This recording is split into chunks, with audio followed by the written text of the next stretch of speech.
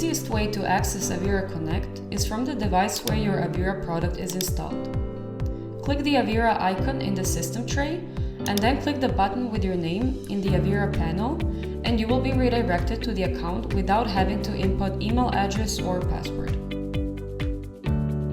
The main page displays the digital health of your device, divided into security, privacy, and performance. A weak digital health can be improved by clicking the Improve Now button. This will install all the required free Avira protection features. The general features and services are located on the left-hand side of the dashboard. With one click on a feature, you can check all your registered devices, install free apps, or manage all your Avira subscriptions. To update your account settings, hover your cursor over the small arrow next to your name and click My Account.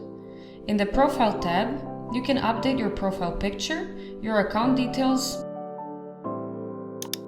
The Security tab allows you to change your email address and your password, and you can set up a two-step verification for your account.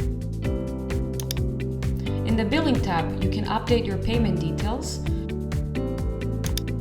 and under Notifications, you can configure the Avira email notifications you want to receive. In the Data and Settings tab, you can request a report of the data we collect about you.